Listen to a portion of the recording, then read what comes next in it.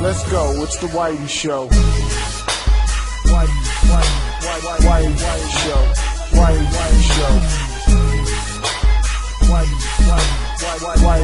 Show. Whitey Show. Which one, old man, that ain't got to shake your head?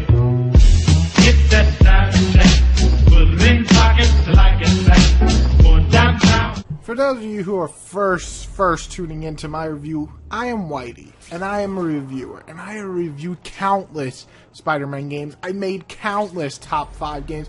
Everybody who has been watching my videos knows I am a Spider-Man fan. So what the fuck happened to this game? What the hell? Wait, let's calm down. Let's reverse back. Amazing Spider-Man 2, the video game, starts off with Peter Parker getting into basically a bunch of shit. Ben Parker's killer once again, even though it was, noted in the movie that he is actually moving on from that, but let's get back into catching Ben's killer. Then the Carnage killer comes in and kills the guy, and then you gotta go and chase him, but really you don't know who he is, and then the Kingpin shows up, and then your best friend shows up, but your best friend turns into a Green Goblin. I don't know where the fuck Electro came in from, and it's just a cluster. Oh, it's a story. It's a story. I'll get to it later.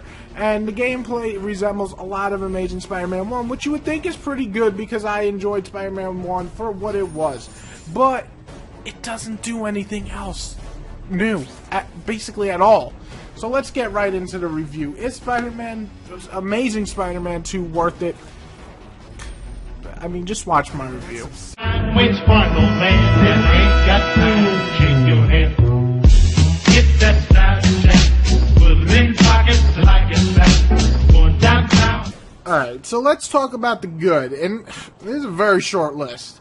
Number 1, costumes. There's tons of them. They all look pretty cool. I actually enjoy going around in Miles' costume. I really like the Amazing Spider-Man 1's costume. I like the Amazing Spider-Man 2. And there's plenty of other ones like 2099 and, of course, the Vigilante costume from the Amazing Spider-Man 1. So there's some really, really cool costumes to pick from in this game. So that's definitely a pro. On top of it, there are some great moments where you feel like Spider-Man. There's nothing like jumping building to building and then jumping on swinging across the building and then jumping on a flagpole looking all badass. There's nothing like going behind an enemy, shooting him a web, throwing him towards you and kicking him in the face to knock him out. And there's nothing like doing these twirling, kicking, awesome acrobatic moves as Spider-Man. So there are some great moments, hindered by just about everything else in the game. So let's get on to the bad.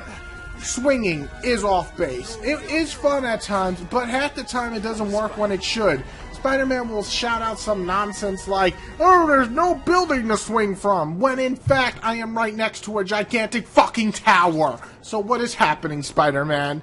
The story starts up interesting enough. Like I said, it's a clusterfuck of enemies, and that's really cool. We're gonna fight a bunch of enemies, but it all fizzles out in the end, and you would think that you're gonna have this gigantic fight at the end of Ravencroft because everybody's in there, but nope, you just fight Carnage. So the story really... And oh my god, don't even start on the last cinema.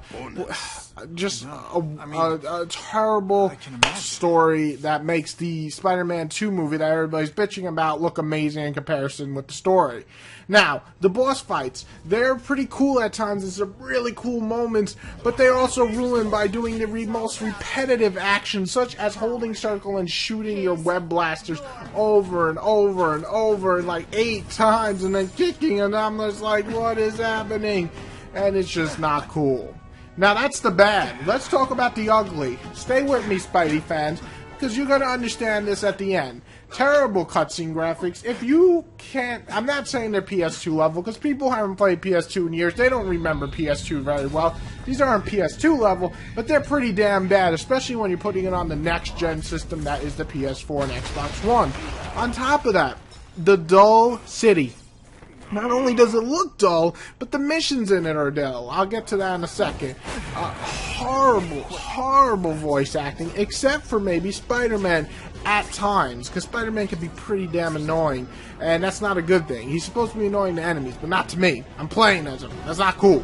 But yeah, the voice acting very, And now back to side missions. They are pretty terrible. I can't believe anybody would defend these things. You basically rescue people from fires, throw away bombs, or chase down people in cars, or just beat up people. And it's the most repetitive shit. And the worst part about it is after you do these missions, you have to fucking wait for a little cutscene that takes like 10 to 12 seconds of your life telling you that you did a good thing. Why, thank you. I didn't know saving people from fucking crazy people meant I was doing a good thing. But thank you, news. Thank you. I'm sorry, I'm just in my rage mode right now. On top of that, there's only 14 main missions, so this game is about, I don't know, maybe 5 hours. If you just, not even if you skip the side missions. I did a couple of side missions, but in fact, this game is extremely short. And on top of that, the worst, the number one thing that just reminds me, hits me in my head, I'm like, oh, that's a cool move. Nope. You're not allowed to have fun, Whitey, because the camera hates your ass. Not literally, well, I guess, because it just fizzles the fuck out.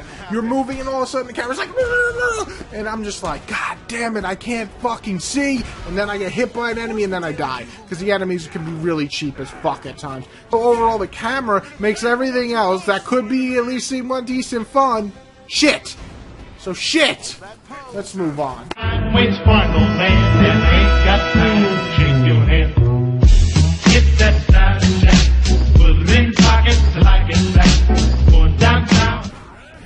It might sound like I hate Spider-Man, Amazing Spider-Man 2, the video game, and that's because I really did not have a good time with this one. Like I said, there's a couple of things that might benefit the Marvel fan in you or the Spider-Man fan, and like I said, some really cool costumes and collectibles. And at times you can feel like Spider-Man with the swinging and the cool acrobatic moves, but shit! What the fuck? Everything they said that they were going to fix, they didn't fix. The fighting system isn't that great now. It's kind of boring as shit because it's the same goddamn combos. The stealth is fun, though it doesn't always work. On top of that, the story is worse than the first one. The first one had a pretty boring-ass story. I don't understand what happened, really. I think that Beanox should go back to Shattered Dimension type of gameplay, because people don't like that, well, fuck you. That was the best Spider-Man game that I played in a long time. So I was really upset to get this pile of shit in the mail. I was just really taken aback. And this is why it took so long to do this review, because I was trying to just enjoy it. I was trying to say, Jamesy Poo, that's my name. Jamesy Poo, take a second, play the game, and enjoy it. Absorb it. Let it sink into you as a Spider-Man fan, because I am a true Spider-Man fan. I love Spider-Man. I would get a tattoo if I can afford it on me of Spider-Man. But I can't recommend this game to anybody, not even a Spider-Man fan. If you really want to play it, rent it.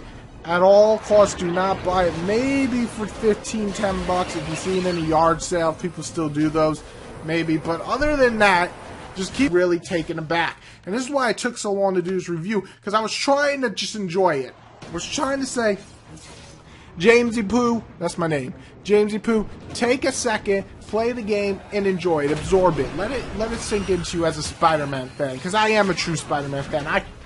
I love Spider-Man. I would get a tattoo if I can afford it on me of Spider-Man. But I can't recommend this game to anybody, not even a Spider-Man fan. If you really want to play it, rent it. At all costs, do not buy it. Maybe for 15, 10 bucks if you see it in a yard sale. People still do those. Maybe. But other than that, just keep going to see the movie. Because if you think the movie's bad, don't even come near this pile of shit. This piece of pile of shit. That's my new word.